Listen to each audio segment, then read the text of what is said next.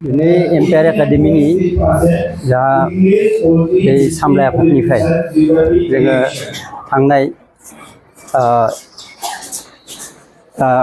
HS आरो HSLC जा आनजाद बे आनजादाव सेथि जांख्ला लानानै उथ्रिसार जानाय फरायसाफोरखौ बरायनायनि जुनै बे बराय आफादखौ जों खुंनाय जादों।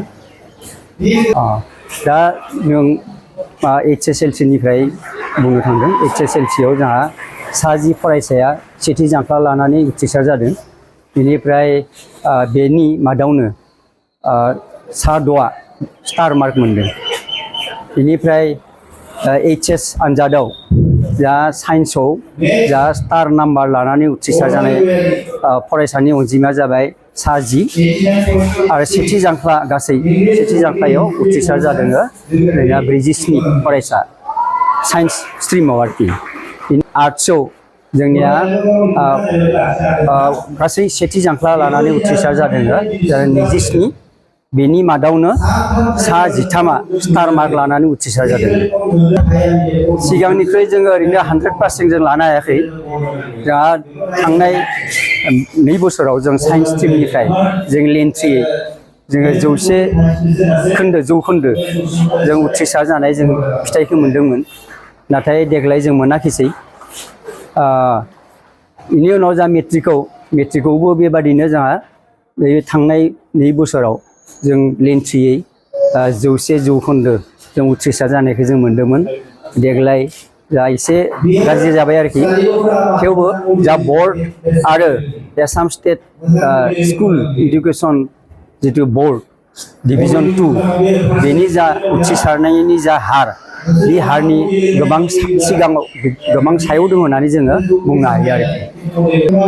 जोङो जोंनि फरायसाफोरखौ जोङो जाहाथे सोलोंथाइ बिथिङाव जों जौगासार होनो हायो बेनि थाखाय जोंनि फोरोंगिरिफोरा जोबोद नाजादों आरो लोगोसे सामलाय आफादाबो जों नाजागासिनो दङ।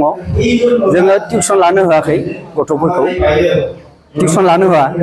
जोंहा जोंनि फरायसाफोरा जुदि मायबा आयदायाव जुदि बुजिस'नायाव जुदि गोब्राब मोनदोंबा अब्लानिया जोंहा बेयाव रिमिडियेल क्लासनि जों मोनसे लाहार फाहार खालामो। हस्टेलाव थानाय फरायसायानो जा बा बायजोआव थानाय फरायसायानो जा सोरबा जुदि मायबाफोर सोंनो लुबैदोंबा मायबा मोनसे आयदायाव बुजिस'यै खोथाफोरखौ आयदाफोरखौ अब्लानिया जोङो जोंनि फोरोंगिरिफोरखौ जोङो दैथायहरो बे फरायसानि सेराव। बेबादि आदबै जोङो आवगायलांगासिनो दङ। आरो जों आनजादखौ जोङो फ्रिकुवेन्टजों खुंबाय थायो आरोखि। फ्रिकुवेन्टलि गले गले जों खुंबाय थायो। आरो मोनसे जोङो हाबाफारि लादों मा जोंहा मोनफ्रोमबो रबिबारखालि जों मोनसे स्पेसियेल सानडे टेस्ट होनना बुङो बेखौ। स्पेसियेल सानडे टेस्ट जों फाथियो। थांनाय हप्तासेनि गेजेराव जों बेसेबां मा फोरोंखो बेनि सायावनो लोब्बा लाखिनानै जोङो 20 नम्बरनि मोनसे सुंद'यै बिलाइ जों सेबखांनानै बेबादि जोङो फरायसाफोरखौ आनजाद लायो। जोङो थांनाय बोसोरावथ' जोंनि माबाफोरा मोजाङानो। जोङो MBBS आवबो जोंनि गथ'आ मोनबाय। जगेश्वर बर' बि मोनदों। आरो देग्लायबो जों आसा खालामगासिनो दङ। आरो जोंना JW जोंनि गथ'फोरा बारा होआखै एन्ट्रेन्सआव नुजाथियाखै आरोखि। खिन्थु निटनि थाखाय एसे लाहार खालामनायखौ जों नुगासिनो दङ।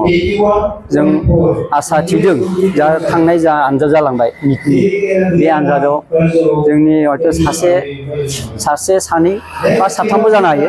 बेबायदि जों आसा खालामदों आरोखि निट उथ्रिसार जानायखौ।